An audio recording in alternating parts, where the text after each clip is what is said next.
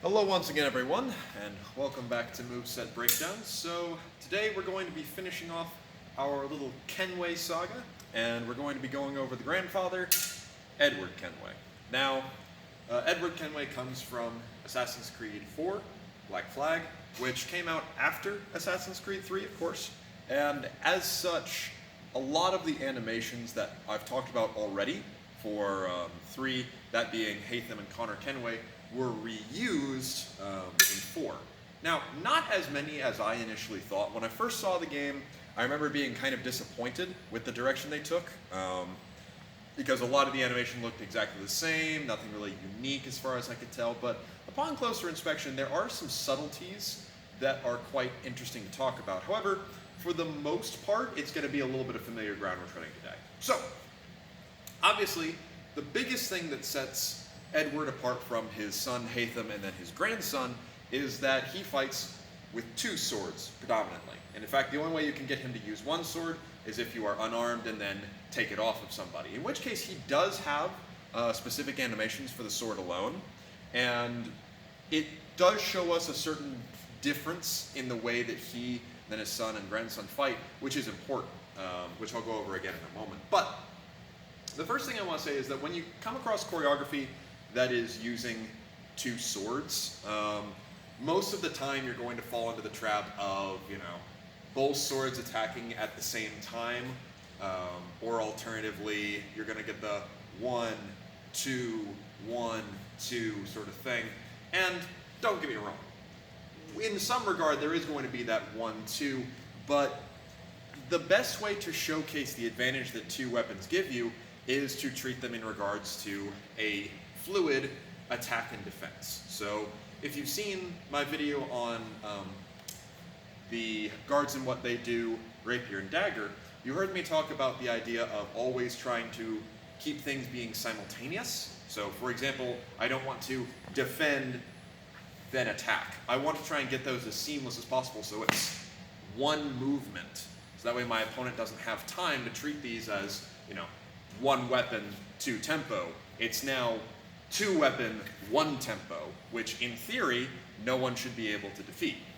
Not that you can't, it's just that it does give you a serious advantage. And Edward kind of walks the fine line between, some of his actions are definitely 1-2s, but for the most part, a lot of his counter hits, he does use the weapons simultaneously in a defend and hit type fashion. And he even goes a little bit further than that, which is what I'll get into in a moment. So, a little bit of historical context for Edward as well. He wasn't trained by the assassins. He is a self-taught swordsman. I don't believe that he is true ambidextrous, however, as he seems to favor fighting, and most of his attacks come with his right hand, versus most of the defenses or simpler attacks come with his left. So I think he's just a, taught ambidexterity as opposed to true ambidextrous. However, it doesn't really affect things too much. So he wasn't taught by the assassins. He learned, probably had a little bit of fencing experience, being, as near as I can tell, one of the first Welsh protagonists in gaming.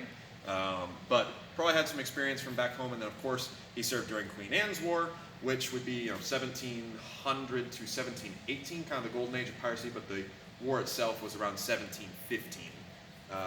So as such, he definitely learned to fight on the decks of ships, etc. That's apparently where he learned how to climb. So most of this is going to be from that perspective, and that is something that is rather important to consider about his character. So I mentioned in last week's episode that the majority of the time, Connor and Haytham aren't fighting against other swords. They're fighting against bayonets because of the time period they're from. However, Edward, majority of the time, is fighting against swords. Now there's 2 reasons for this. One is, of course, that he is a sailor, right? And even well up until the 20th century, sailors were noted as being some of the better swordsmen around because having to fight hand-to-hand on a ship was still a high probability. We were still running single-stick drills and even still had a cutlass model up until, I believe it's like 1908 or so, maybe even a little bit later than that.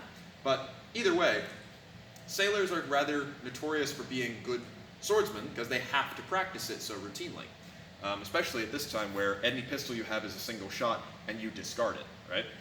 So there's that aspect. The other aspect to consider as to why he's fighting swords so much is, of course, that around this time, bayonets are going through a bit of an evolution, and this was kind of a fun historical rabbit hole to go through, which is these, at the time, you had plug bayonets, which are where basically you've got a big dagger, you stick it down the bayonet's barrel, and, sorry, not the bayonet, the musket's barrel, and then it's just a spear, basically. That had kind of just been replaced by the socket bayonet, which is where it goes onto a spring loaded and you turn it and it locks into place. That was still relatively new, however. As near as I can tell, it's invented around like 1704, 1708, but doesn't really spread around until 1715, when I know for a fact the British at least bought something like 20,000 muskets and bayonets from the Dutch to replenish stores from loss in the war. So we know that probably those got to the Caribbean eventually, but a lot of the guys will probably be still carrying around plug bayonets, and so as such, a lot of them are carrying a sword or hanger as a secondary arm anyway. The other reason could, of course, be, pirate games, sword fights, but anyway, I digress. The important thing is that this means that Edward is fighting swords much more often than either of his offspring. So, let's get into the moveset, shall we? So his general stance is going to be a pretty simplistic one. He tends to stand left foot forward, and he takes a pretty, universal two-weapon fighting position. Generally, anytime you see people using two weapons, you're going to see a high line with usually the dominant hand or the backhand, and then a medium/low line with the front hand. Reason being for this, of course, is that I'm giving opening that I can defend and then come along, or in case anything comes from above, defend and then come out. You see this in anything, Musashi writes about it, etc. But his stance is going to be just about here, kind of like the Berserker's stance from For Honor. Sometimes you'll also see his other hand held low. Tends to stay left foot forward, which is not necessarily a terrible idea since he's got this big sword to parry with. And most of his cuts are going to be relatively tight. So we talked about, for example, that Haytham was particularly tip cutty, really good at using cuts through and then returning to guard, versus Connor was not necessarily that great of a cutter and was really sort of more striking with here on the blade. Edward kind of splits the difference between the two. He will cut all the way through and is quite good at it, but his cuts are much closer to the body. So, for example, a Haytham cut would be out here, nice full extension all the way through. A Connor cut is going to be here, much tighter to the body, and it doesn't go through. An Edward cut is going to be about that close, right? So my arm is mostly extended, but I'm not really getting it that far away from me. We see this a lot with his single sword use, which I'll get back to it again in a moment. So we've got our general stance, and most of his cuts are going to be relatively close to the body, and they just fold him basically into the same stance on the other side. He will utilize thrusts, in which case he tends to thrust very low. He does still thrust in tierce, as we talked about before, but he is not extending it quite as far. Instead, it's very close, very sort of knife-like sort of stab. And he has definitely some of the more brutal hidden blade attacks. But we don't need to worry about the hidden blade this time because he doesn't tend to use it when he's got this other sword in his hand. In fact, he usually goes for his pistol instead. But anyway, so what we've learned so far is he'll generally keep a sort of position like this. When he does attack, it's going to be a quick, relatively tight cut through, and he tends to just flow them together. Now, he does fall into the category of people that cut with both weapons together. Usually when he's doing this though, he's either trying to put maximum amount of damage on the target. For example, when he comes up behind one of the brutes, the bigger grenadiers, he will deliver a double cut, try and get as much damage on this guy's back to drop him. Besides that, most of his double attacks are either part of a finishing move, in which case, again, he's doing just max damage, or they're going to be in that context. So overall, he's pretty good about avoiding that. Now, a lot of the time, we will also see him use a defend and then attack again in the same tempo. So, for example, I've seen him against the bayonet. He will drive up to cover his head and deliver a thrust out at the same time. He will also do so on the other side, again, blocking and either delivering a cut, usually with a little bit of sideways movement, or alternatively a thrust. And that's kind of one of the bigger things about him. He will deliver cuts on this sort of low line, this medium line going for the gut a lot.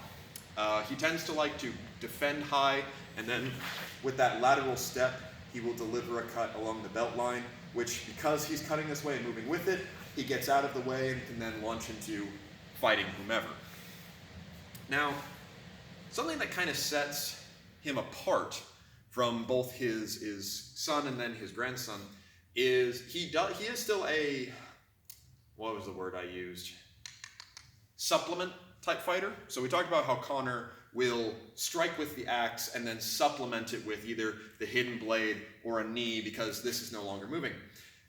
Edward does much the same thing, except he supplements in a different way. He will still throw knee strikes and he will still occasionally reuse Connor's animations, but for the most part, his supplements tend to be using his elbow and then his sword's guard.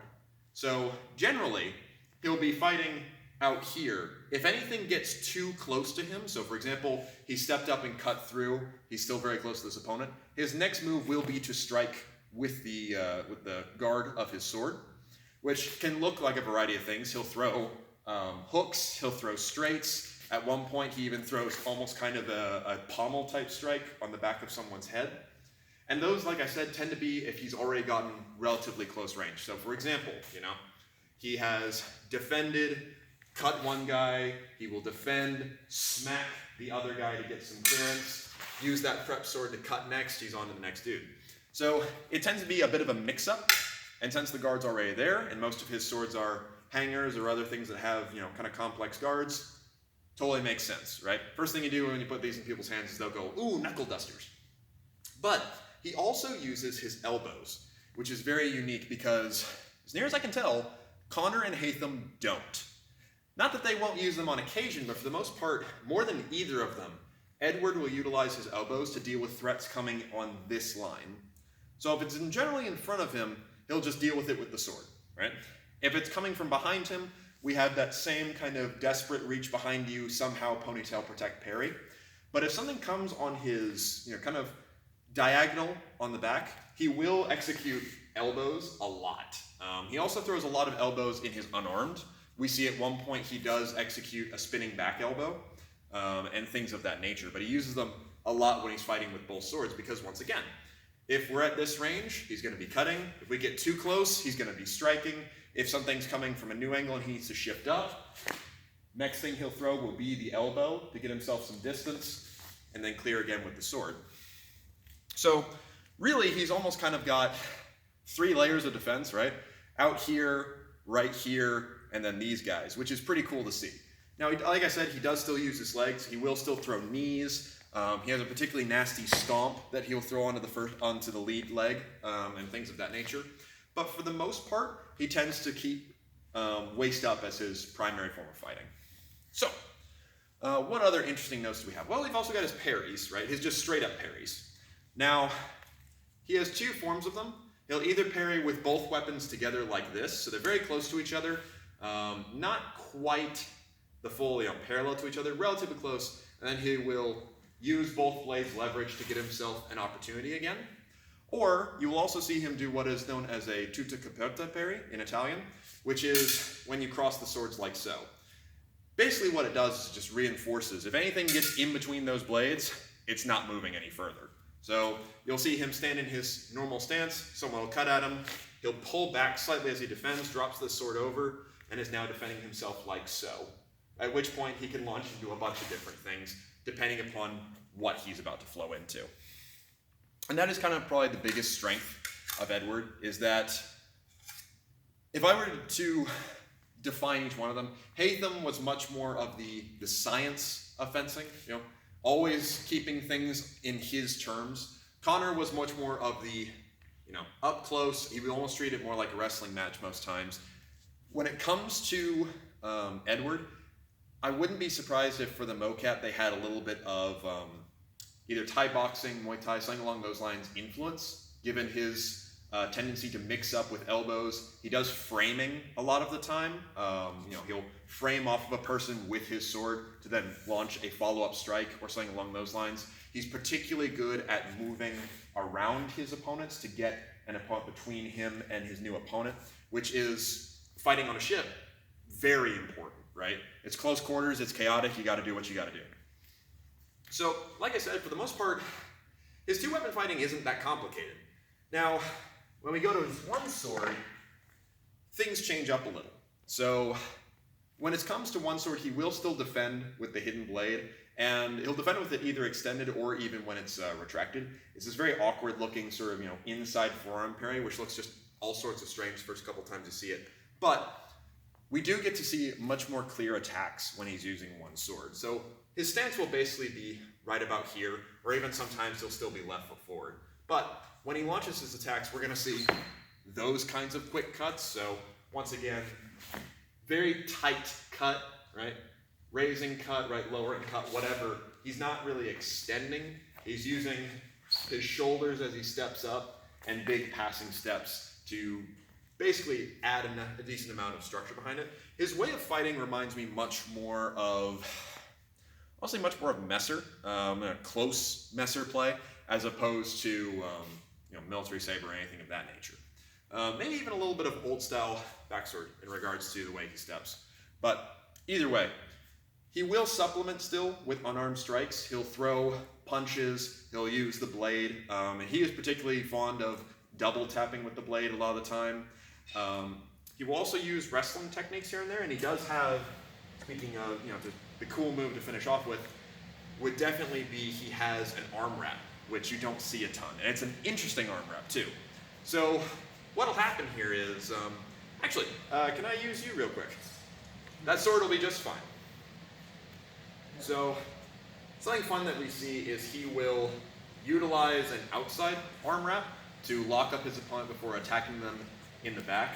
So joining the channel, it's Randy. You've seen him from one of my other groups that breakdowns. In this case, he used longsword. Still works exactly the same. But what'll happen is normally when you see an arm wrap of this nature, we'll get a cut coming in from this side, right? Someone will defend, and then they'll move in with their dominant arm to attack like this. What's going to happen instead is we're now going to see defense with the left hand to this side to open up something going over the outside. So in comes this cut, right? We'll defend it here. He will then reach through, in this case it'll only be one arm, right? He'll reach through to lock this up, and then he'll use this to stab through. So if we switch places, basically what he's getting is this sort of lock up really quickly. He dives it through and up, which prevents this guy from doing anything to him. I mean, you can't really raise your dominant arm against me or anything along those lines. This is keeping me secured, and then he just follows through with a nice stab. So, he's the only one who does that animation, which is pretty cool to see, because it's just this interesting mix-up. But, thank you, Randy.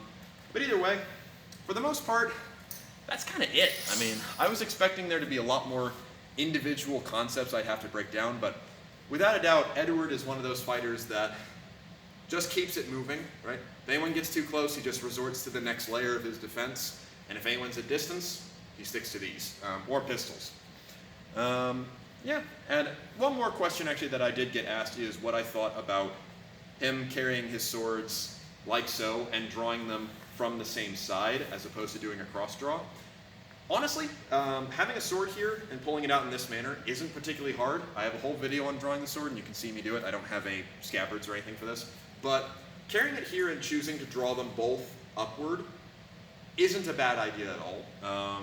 For example, Godinho, who is a Iberian fencer who makes reference on how to draw your dagger, how to prevent people from drawing their swords, he references that wearing a dagger on your opposite hip is a bad idea because it causes you to cross up, and all you've got to do is suppress that top arm, and they can't get their weapons out. So him choosing to make a habit of drawing this way does prevent that from happening. So I think that's why they went for it. Plus, not to mention the silhouette of doing that. It's got a very sort of avian type look to it. So overall. But that'll about do it. I wish there were more techniques for this, that I could show you. But hopefully you enjoyed the context ramble and things like that in comparison between Edward and then the ones that came after him. Overall, it was pretty fun to do Assassin's Creed. I hope to return to it, probably with Ezio, probably doing Dagger. But I'll save that for a little bit later in the year. As for what our next topic will be, I'll think on it for a little bit. But either way, thank you very much for watching, and we'll go over some other moveset breakdowns another time.